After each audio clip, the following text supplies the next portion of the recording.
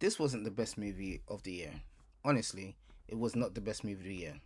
It was the best movie for the last 2 years. I'm talking about the Odyssey. I went to watch it last night and I'm still gobsmacked at how good it is. Lights, camera, action. Jace in the building. Yeah. So I went to watch Odyssey and I'm being honest, I haven't actually read the books. And I thought this movie was extremely star casted.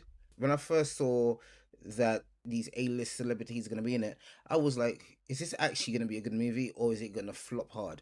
Being a Christopher Nolan movie, I felt like this possibly could be a good movie, but I'm not sure. I don't want to put too much on the movie before I went into it, so I went into it completely blind and thought, let's give it a go.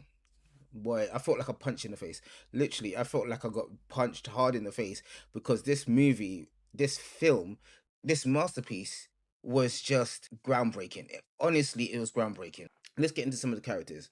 So obviously, Matt Damon as Odysseus was casted perfectly. I can't even fault him. I can't even fault the character so much.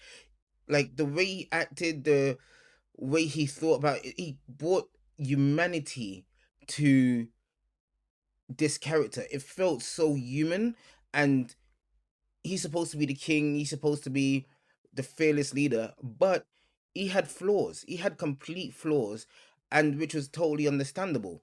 Looking back at the with Troy, you could see that he regretted some of his actions within that war, and it was playing on his mind constantly, constantly. Tom Holland's character has been the son. His character was so naive at some points. I would say naive at some points, but he played it really well. Like Tom Holland, I think honestly, at the moment, Tom Holland might be my favorite actor at the moment, favorite young actor anyway, because his persona and the way that he brought his character to life, his portray of Telemachus was just decent. He even though he didn't actually know his father because he was a young baby when his father left, he still was pining for, like, literally he says it in the movie, he was pining for the father that he didn't actually know. You're pining for a daddy you didn't even know, like some sniveling bastard. And it's just his character was so thoughtful. Anne Hathaway's character, that's where the beauty comes in. Honestly, her character was so strong and so headstrong as well that she brought in a lot of beauty and a lot of grace to the movie as well. Let's touch on the Peter Ingles character because that's another character who brought a lot of beauty into this movie as well.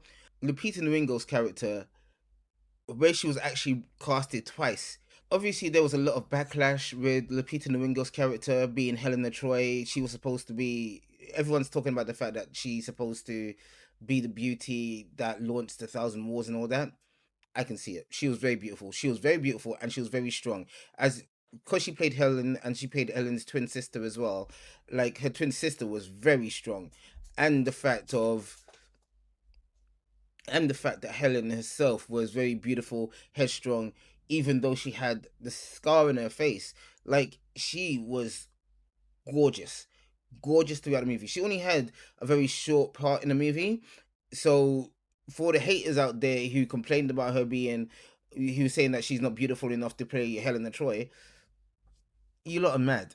Honestly, there's something wrong with you guys. Because honestly, she was gorgeous, absolutely gorgeous, and absolutely strong-hearted. Another person who brought a lot of controversy as well was Elliot Page. His character, honestly, even though he didn't have a massive part in the movie, kicked ass. Honestly, the last time I saw Elliot Page on screen was for Umbrella Academy, and I enjoyed him in that TV show as well. But in this movie, although he was on screen for a very short space of time, he kicked ass. Kicked ass.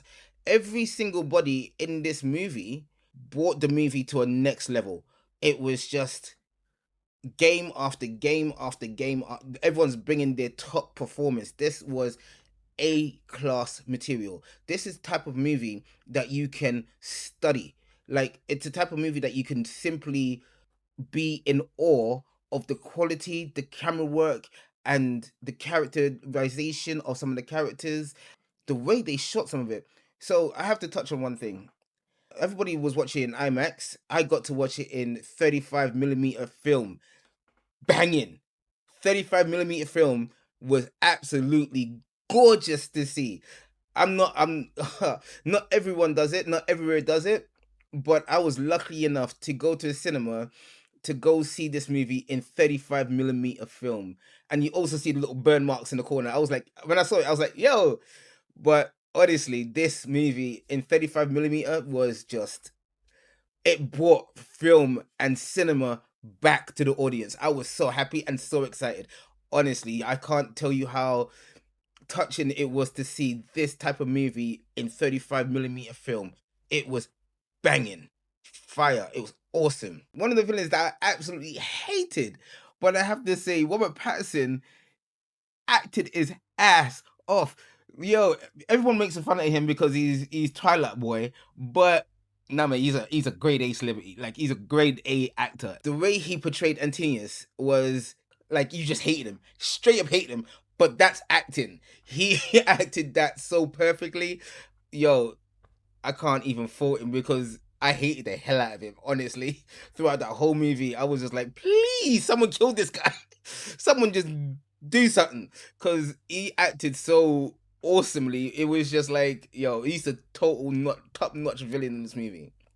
I have to touch on some other parts in the movie, such as the witch in the woods. Yo, when I watched that part, I was just like, what the hell is going on? Coming from the person that hasn't actually read the book, I was like, what is going on here? Why? I looked to my stepson and he was like, they are what they eat. I'm not gonna give too much spoilers away, but when they say they are what they eat, when he said they are what they eat, I was just like, what the hell are you on about? Like, what? And then I saw what was happening, and then I saw them literally transform. I was like, raw. The best type of CGI in a movie is when you can't even tell it's CGI. Also, the Cyclops in the movie, I watched a documentary about this before, but the Cyclops in the movie wasn't CGI. He was an animatronic. This big gigantic monster was a real thing. Like, I'm like, the way they did this movie, oh my god, groundbreaking. When you're watching it as well, and when they're on sea, it's not a fake boat. It's not shot in a studio. They actually shot the film in an actual boat on the actual sea. Like, everything was real in this movie, absolutely real, which brings another level of quality to the movie.